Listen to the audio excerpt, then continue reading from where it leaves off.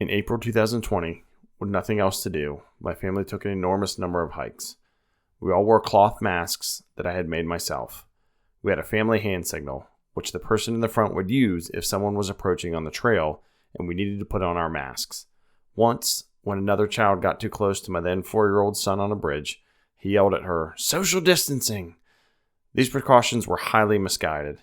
In April 2020, no one got the coronavirus from passing someone else hiking. Outdoor transmission was vanishingly rare. Our cloth masks made out of old bandanas wouldn't have done anything anyway. But the thing is, we didn't know. This is the first couple paragraphs from an article called "Let's Declare a Pandemic Amnesty," written by Emily Oster in The Atlantic. And I'll link to that in the show notes. This is Kevin Pinnell, your host. And today I'm going to talk about not that whole article. It's quite the buzz on the Twitters and Instagram and everywhere. And of course, as you can imagine, left and right going back and forth over, no, there's not going to be an amnesty. People need to pay, go to jail, etc., etc. Which quite frankly to me is not helpful at all. So in this episode 6, no one has claim, all have claim. I'm going to share some stuff. I actually wrote an article that came out in April 2020 about how we are all responsible and no one is responsible for both our decisions, what we knew, what we thought we knew, and frankly, a lot of what we did not know. But first, today's episode of KEV Talks is sponsored by, well, you, the listener. Thank you for clicking play and for tuning into the show.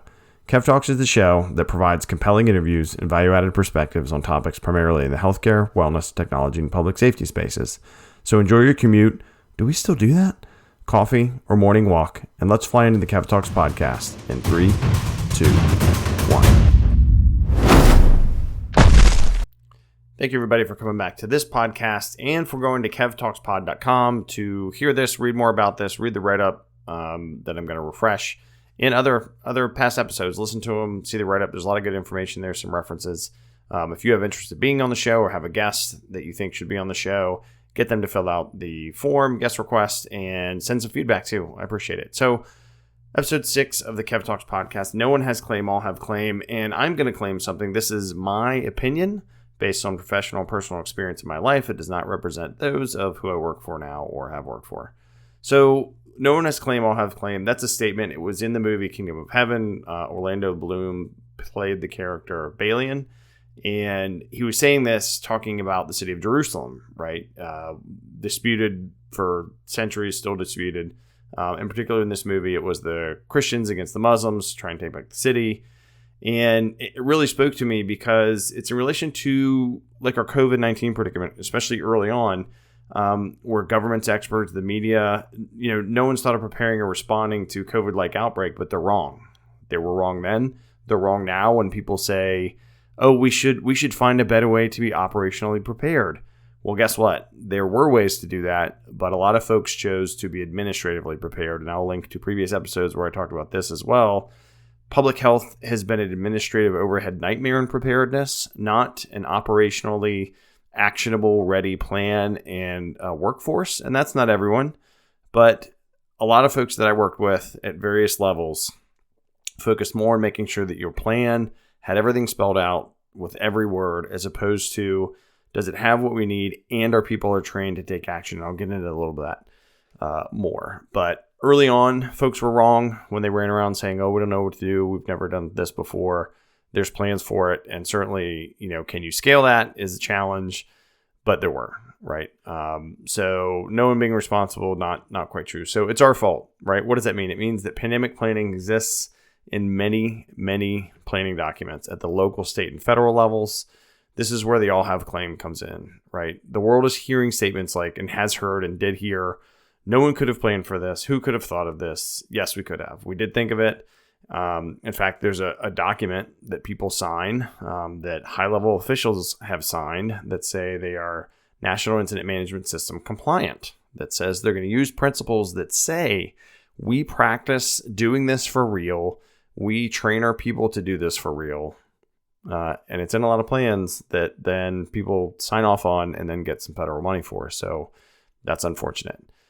It's a guide, right? NIMS, this National Incident Management System, but it exists, and it exists Everywhere, it's the standard. If there is a public health department that gets money that's funded, they are to be NIMS compliant, including the CDC and HHS, who actually oversee all that money and have overseen all this money and who advise, and as we all know, have been affected by politics unbelievably in the past 2-3 years. The other thing that the NIMS incorporates is how public health in particular and healthcare and other partners can incorporate this incident command system, which I've talked about quite a bit, especially in early episodes where this used to be called Between the Slides.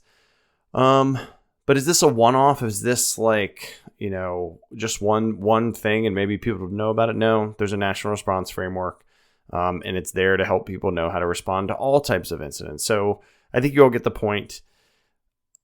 But public health and healthcare are mentioned 9 times in this national document. And over the past 2 years, it's made me kind of sick to my stomach to hear public health officials, healthcare officials, emergency officials, government officials mostly say that we didn't know, we couldn't have known this. Well, maybe they didn't ask the right people.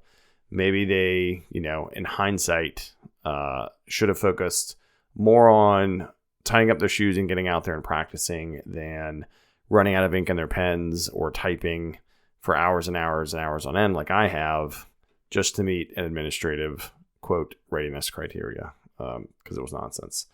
So I think we need to disrupt the norm, right? So, I was a bit of an outlier when I was in public health and emergency management because I latched onto the principles of this all hazard incident management. That means I latched onto practicing and having and sharing that knowledge with the public health folks that I worked with, emergency management folks, public safety, everybody, right? All of our partners. And I wasn't perfect, but I realized, man, this stuff works. And honestly, it works more than just for public health response, public safety response, special events. It helps you plan everything.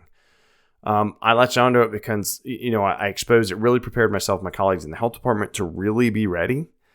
This included partnering with public safety and general government partners. We would drill regularly. We would fully exercise, which means every year we gave flu shots. We practiced it for real. We did a briefing. We got all the equipment out. We trained the nurses. We had everybody in leadership positions. They led their units, their groups, all the stuff you would do, just like they've done the past few years. But then it actually happened in 2019, 2020, and it's like everybody forgot. And I'm not talking about where I worked in particular, just in general. I know I wasn't the only one doing that, but it's like, poof, what do we do now? This is different. And I'll say this, tracking something that's invisible that we're not 100% sure about, being overly cautious is probably smart.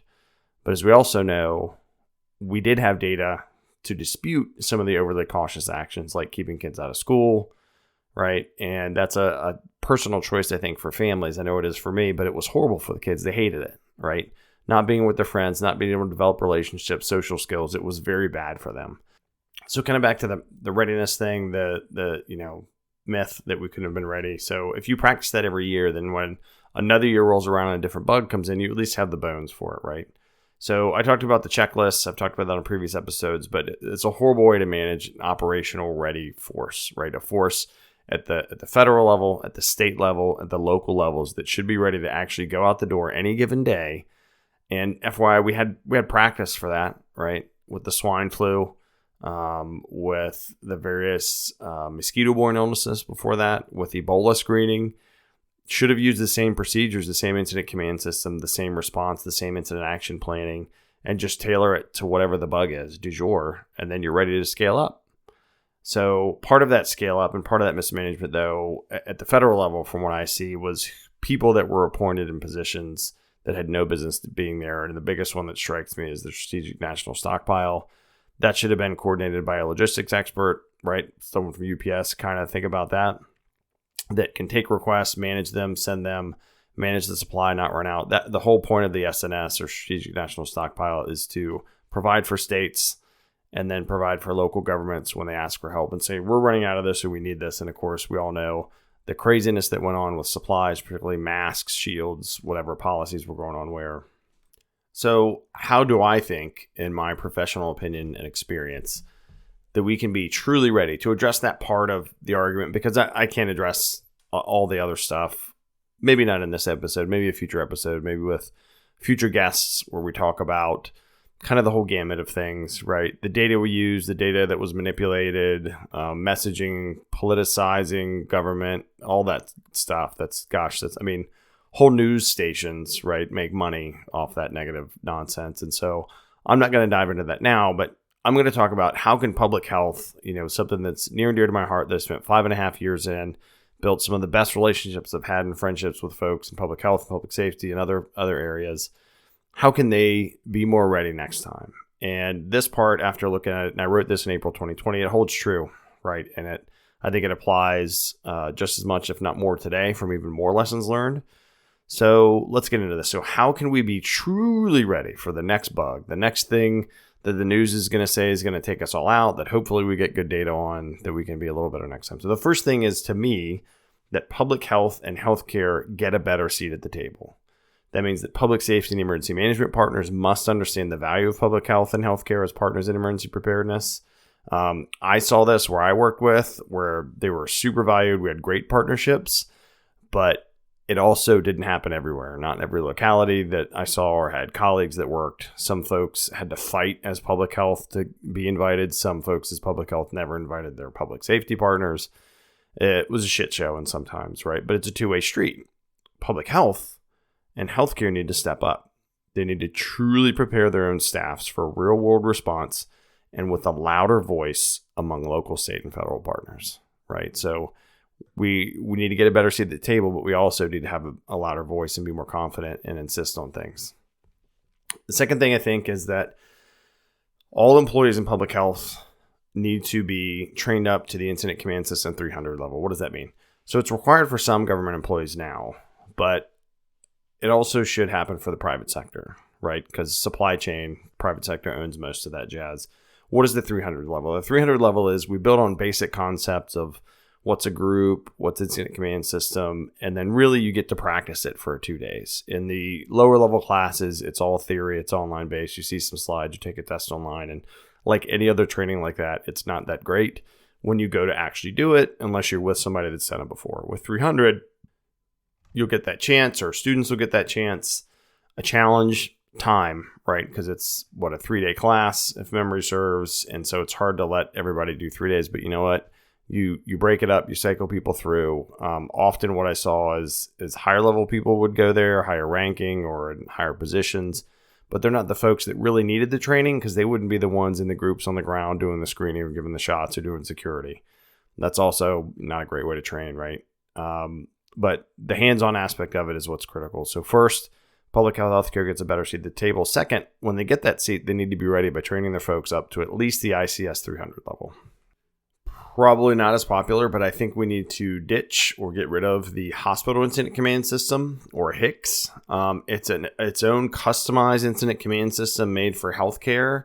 And I get it. It was probably adapted for folks that don't work in public safety or other areas, but it doesn't provide the broader skill set and a solid foundation that if we taught everyone the all hazards principles that you learn in Incident Command System 100, 200, and 300, then those folks in healthcare could use that anywhere, right? And where I saw maybe a great connect, so I was part of the incident management team that organized this real huge bike race, a world level bike race. Worked with healthcare a lot, right? So if they use their own system and we have kind of the standard system where there's intersect, where we had a mass casualty, or if we had one or something like that, that's where it gets sticky. HICS is very customized for hospitals, which is neat, but you can use the broader incident command system and just name the groups or teams and operations what you need them to. You don't have to have so many specialized boxes. They do the same things that the standard units in the incident command system do. So any customization, any workaround causes communication gaps and confusion. Leaders need to make time. This is my fourth thing. Leaders see many documents across their desks. When those documents state a government or business is ready for hurricanes, outbreaks, etc., they need to take a few extra minutes or meetings to dig deeper and get examples of the practical preparations, right? So this is different than we would have meetings or readiness meetings that said, okay, go through this plan, do this, tell me about that. But not always show me how your team has done this. How many times did you practice this? Why do you think you're ready? What's the proof that you're ready? Let's go through some discussions. And I get it. Leaders are busy, meaning directors of health departments or chiefs of department or CEOs of whatever business you're working with. But if you're going to say you're ready for something and then the Super Bowl comes in and you're not ready and you forget how to catch a pass, that's a problem. The next thing is to talk through and plan for uncomfortable topics, right? People don't like to talk about death. I don't. Been around it plenty. Still don't like it. But mass fatality management, medical surge management, crisis standards of care, that's when we're running out of stuff and people. We have to decide who gets treated and doesn't. And these were hot topics that no one wanted to own, that were hard to get solutions for. And there were solutions provided. So not all the time, but these are the times when people really have to push and just realize it's the business you're in, right? But we have to own them, right? Work with funeral directors, partner with hospitals, practice and document how in the worst of times we can do the greatest good for the greatest number with limited resources. That's exactly what COVID response was, right? How can we try and do the greatest we can for everybody? And, again, decisions to send people home, to wear masks everywhere, including outside on the trail like I started or whatever. Wipe down your mail. I know I wiped my mail a couple times. And I was in public health, but we didn't know. But that's really what we're trying to do in each of these real big disasters, big outbreaks, is the greatest good for the greatest number. And sometimes that comes down to if someone has a comorbidity and, or plural, and the likelihood that they may make it is low, and someone is young and healthy, they just happen to have this disease and they probably have a brighter outcome, then that younger, healthier person gets the treatment. It's a horrible place to be, but that's the kind of discussions you have to have ahead of time, not when, Governor X is all over the news talking about how many ventilators they have and there's an argument, all the different government levels of who's doing better, blah, blah, blah. We who get the stuff done at the street level, at the hospital level, at the county level, we need to have those conversations more often.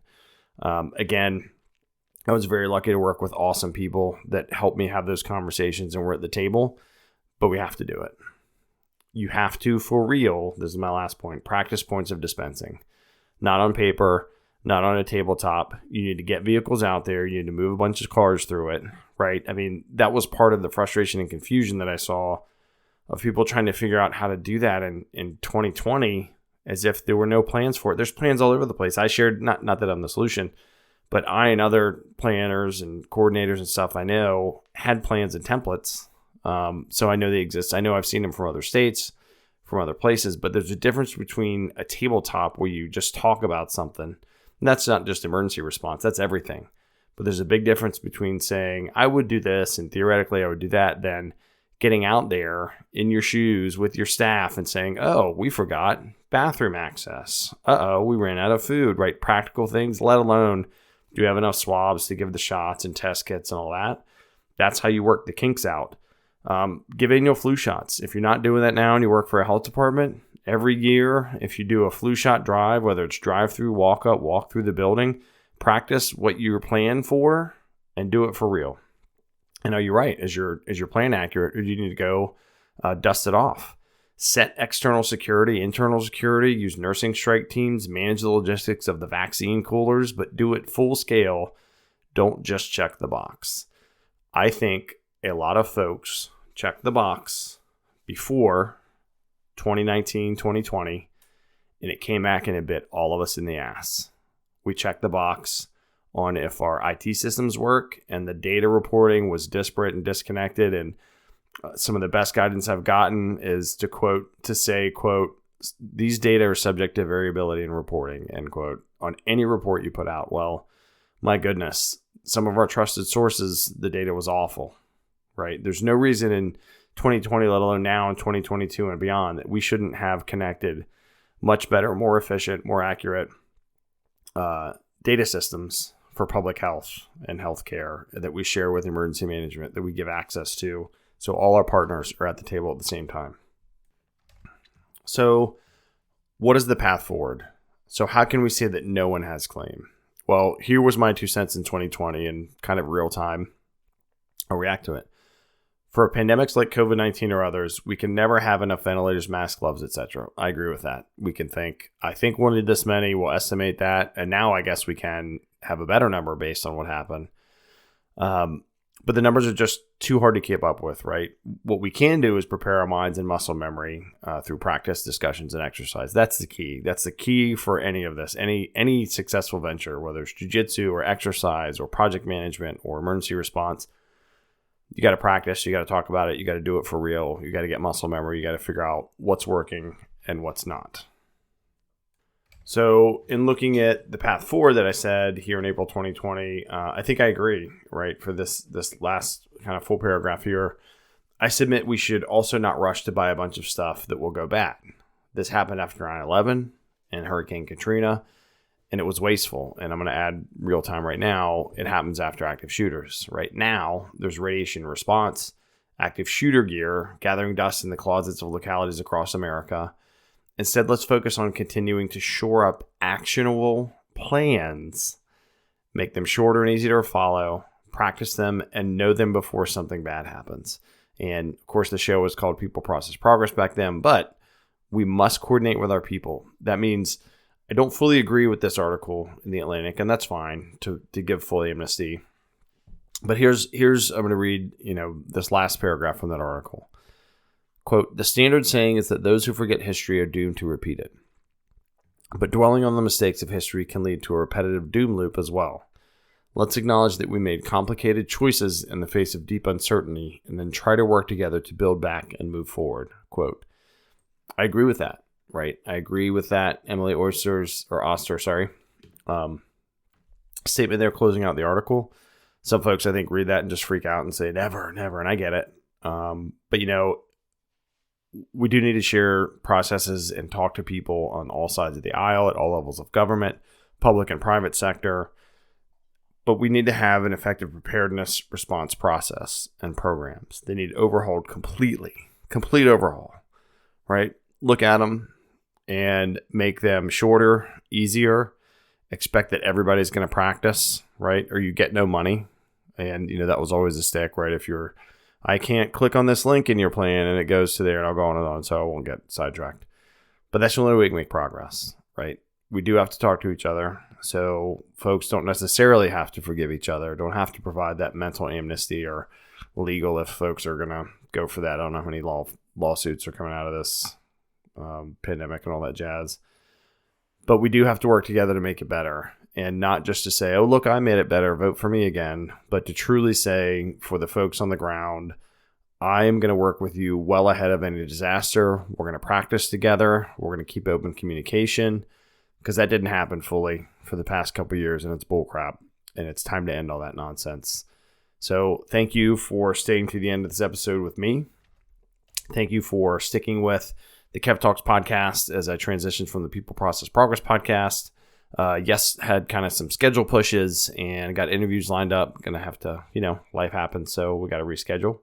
But thanks so much again, KevTalksPod.com. Please go check that out. Leave a rating and review on Apple Podcasts. That will help the show move up a little bit. Still in the top 10% of podcasts, which is pretty cool. Got this new replacement, Audio Technica. So hopefully that sounds pretty good for everybody involved. I am at PANNELLKG on Instagram and Twitter. Thank you so much. Check out the Facebook group on KEV Talks Pod. And remember, have that plan so you know what to do and your team knows what to do. Stay informed with facts, not fear, and get involved so you can help make the difference. For now, I've got to fly.